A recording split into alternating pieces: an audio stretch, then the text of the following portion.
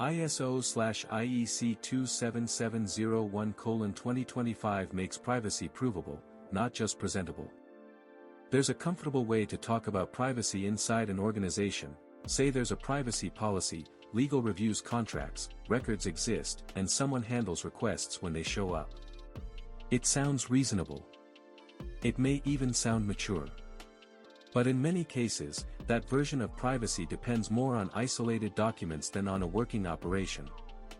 That's where ISO/IEC 27701:2025 changes the conversation. Not because it adds a cleaner framework on paper, and not only because it can now be certified independently. The deeper shift is different. Privacy stops being framed as a loose set of policies, notices, and responses, and starts being managed as a verifiable system. That means scope, roles, risk evaluation, controls, monitoring, internal audit, and continual improvement. That shift matters even if your organization isn't planning to certify right away. The real question is no longer whether privacy exists in documentation. The question is whether you can show how it works in practice. Who decides? What risk gets assessed? Which control is applied? What happens when a process changes? What evidence proves the system is actually doing its job? This article focuses on 3 ideas. First, why the 2025 edition is a structural change, not a cosmetic one. Second, why independent certification changes the entry point, but doesn't make the work lighter or more superficial. Third, how to read this standard as a governance decision rather than a shortcut to legal compliance. If privacy in your organization still relies too heavily on key individuals, last-minute audit responses, or documents that never connect to day-to-day operations, this edition deserves a serious look. This is a structural shift, not a cosmetic update.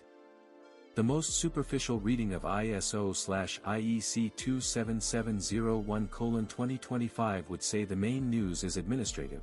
The privacy system can now be certified independently. That's true, but it misses the real point. The deeper change is that privacy is no longer presented as a collection of separate artifacts. It can now be structured and audited as a management system with its own identity. That moves the conversation away from isolated policies and toward relationships between policies, decisions, controls, reviews, and evidence. That matters because for years many organizations handled privacy as a documentary layer. There were legal texts, clauses, records, and some operational routines, but not always a system logic behind them. In that model, privacy depended too much on specific people, isolated projects, or delayed reactions to audits, clients, or incidents. The 2025 edition pushes a very different reading. It forces the organization to think in terms of context, scope, leadership, planning, support, operation, performance evaluation, and improvement. In plain language, it no longer lets a tidy folder hide a messy reality. A useful way to picture it is this: many organizations used to display privacy like a storefront. This edition pushes them to show it like a machine. And a machine only earns trust when you can explain how it actually runs. This is where the PIMS, the Privacy Information Management System, becomes central. It isn't just a technical label. It's the idea that privacy needs to work as a governed, reviewable, and demonstrable system. The distinction from security also becomes sharper. Privacy and security can be integrated, but they shouldn't be confused. An environment can be technically secure and still make poor decisions about legal basis, transparency, purpose limitation, minimization, retention, data subject rights, or third-party use. That point matters because it blocks a false sense of confidence. Strong technical controls don't automatically create strong privacy. In the same way, acceptable privacy documents don't guarantee operational discipline. The 2025 edition matters because it pushes organizations to close that gap. Independent certification changes the entry point, not the workload. The ability to certify the privacy system without depending on prior ISO 27001 certification changes something meaningful inside the organization. Privacy no longer needs to borrow visibility from another agenda just to get leadership attention, budget, or follow-up. That can change internal conversations across compliance, risk, privacy, and executive teams. Privacy becomes easier to frame as its own management concern rather than as an appendix to security. But this is where overstatement becomes risky. Independent certification doesn't mean privacy can stand in isolation. And it definitely doesn't mean the work becomes easier by default. Independence is not self-sufficiency. If an organization lacks a minimum level of controls, responsibilities, and technical discipline, privacy can still collapse into a declarative exercise. Policies may exist. Evidence may look acceptable. Yet the trail breaks in day-to-day execution. Take a simple example. A company may say it reviews new vendors from a privacy perspective. That sounds mature. But if procurement brings in a new third party without review triggers, technology enables access without validation, and no one updates records or evidence, privacy isn't being managed. It's only being described. So the 2025 edition doesn't create a shortcut. It changes the starting question. The issue is no longer whether the organization already holds another certification. The issue is whether it truly knows how to manage privacy as a system of its own. That makes the conversation more honest. An organization may have decent documents and still be unable to connect decisions, roles, controls, and review. The standard matters because it forces that connection into view. Privacy stops being a policy package and becomes an operation. The strongest contribution of this edition sits in its operational logic. An organization that takes this approach seriously can't stop at collecting documents. It has to connect decisions, processes, and proof. Everything starts with scope. Not every organization processes data in the same way or with the same level of exposure. A credible system needs to define which activities, units, products, services, jurisdictions, and third-party relationships are inside the management framework. Without that boundary, privacy turns into a broad statement that's hard to verify. And when everything is vaguely included, nothing is clearly governed. Then come roles. The distinction between controller and processor isn't theoretical. It affects obligations, contracts, instructions, controls, and evidence. Many organizations operate in both roles depending on the customer, product, or process. Managing privacy as a system means mapping that reality clearly. If the same language is used for different situations, operational precision gets lost exactly where it matters most. The next layer is risk. And this is where the standard pushes a more mature discipline. The value isn't in listing generic privacy risks. The value is in connecting each decision to a traceable chain: what data is being processed, for what purpose, what operational change introduces a new risk or alters an existing one, which control is applied, who reviews the decision, and what evidence remains. That chain is what turns privacy into management rather than intention. It also changes the meaning of familiar artifacts. The record of processing activities stops being a static table and becomes a decision base.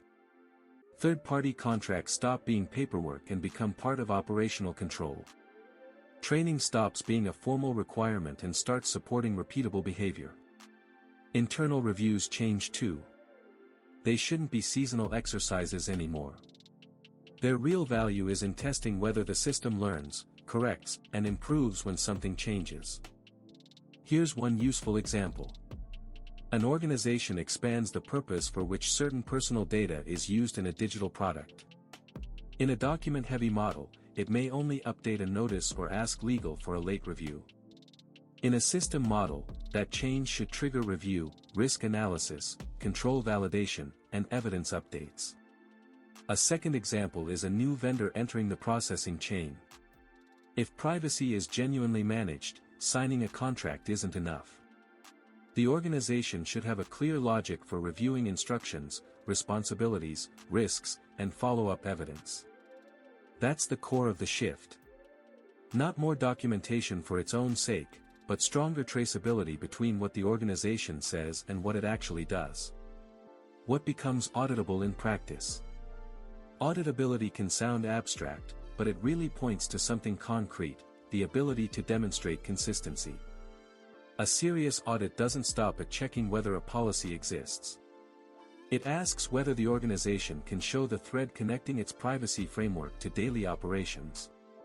And that thread usually runs through basic questions. How was scope defined? What authority does the privacy function actually have? How are process or product changes evaluated? How are risks identified? What criteria are used to treat, accept, or escalate them? How are third parties managed? What review evidence exists? How are deviations corrected? What does the organization learn from audits, incidents, complaints, or internal failures? The value of the 2025 approach is that it forces continuity. A strong initial assessment is not enough if there's no follow-up. A written control is not enough if the organization can't show it activates when processing changes, a new supplier enters, a purpose expands, retention increases, or a technology introduces different impact. This is where one of the healthiest lessons of the edition appears: privacy needs operational triggers. In other words, clear moments that force review. A relevant change in a product, a data model, a third-party relationship, or the way decisions about people are made shouldn't pass unnoticed. In a living system, those changes trigger analysis, control adjustments, and evidence updates. In a static bureaucracy, they just produce more archived paperwork. You can think of it as the difference between an alerting dashboard and a storage drawer. Useful auditability doesn't reward document volume. It rewards the organization's ability to detect change, respond to it, and leave verifiable proof behind. That also reduces reliance on individual memory. When privacy lives mostly in one person's head, turnover makes the organization fragile. When privacy lives in a system with review and evidence, continuity improves. Where it helps with GDPR, and where its reach ends. One of the most common mistakes around ISO/IEC 27701 is to present it as if it directly achieves GDPR compliance. That equivalence is weak and it should be avoided. The standard can be highly useful in structuring and demonstrating operational alignment with the GDPR, the General Data Protection Regulation.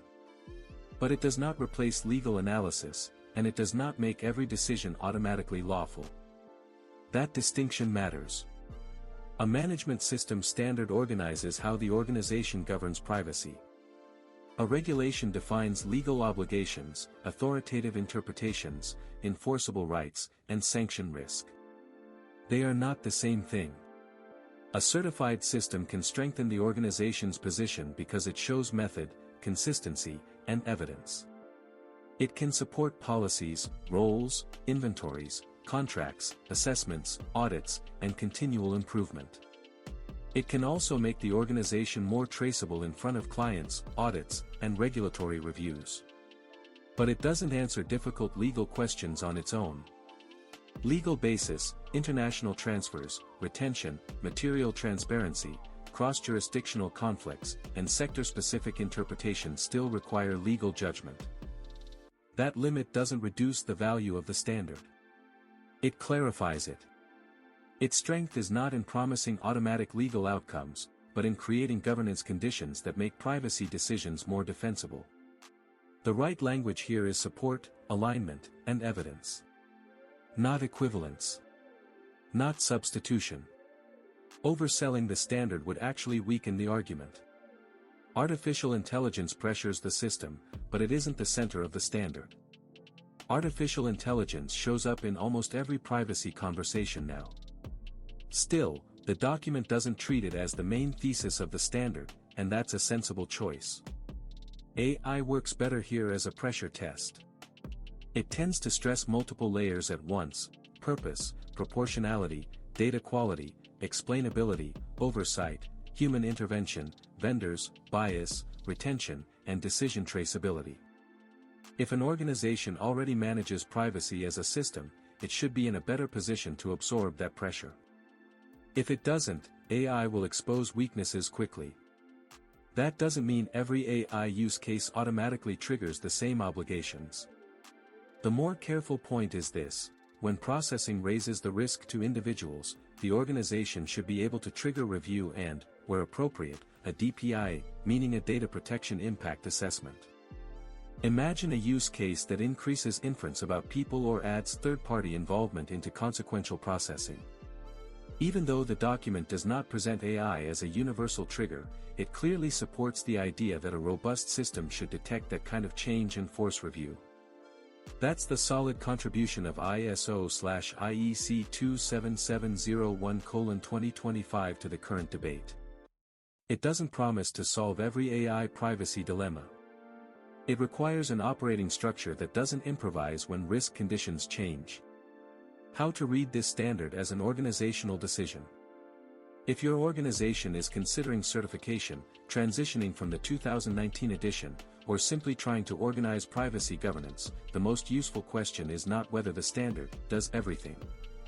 The better question is whether the organization needs to turn privacy into a consistent, reviewable, and demonstrable operation. That criterion matters more than certification enthusiasm by itself. Many organizations already have several privacy pieces in place, but they're scattered: records, contracts, policies, assessments, technical controls, vendor reviews, and training. The value of ISO/IEC 27701:2025 appears when those pieces need to be connected into a system logic with leadership, method, and proof. It also matters to read the transition correctly.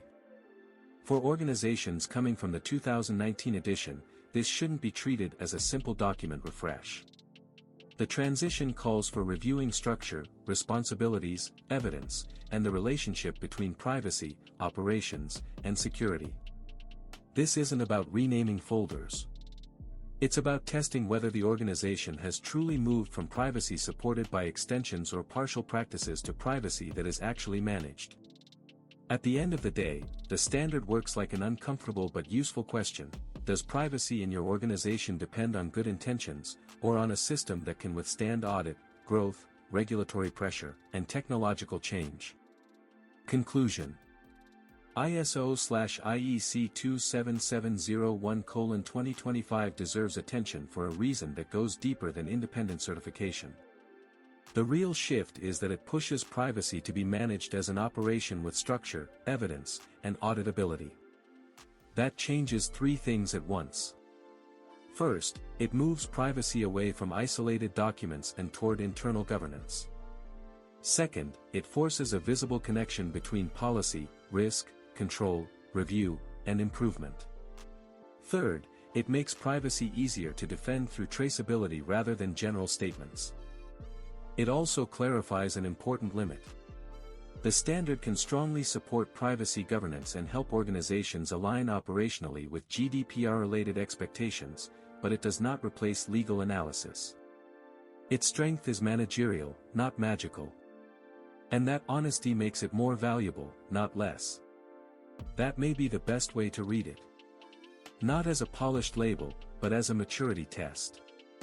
When privacy is genuinely managed, it stops depending on internal heroes, last-minute fixes, or unused bureaucracy. It starts relying on a system that detects change, makes decisions with discipline, and proves what it's doing. If your organization still relies too heavily on text, memory, or reactive responses, this edition points to the right weakness.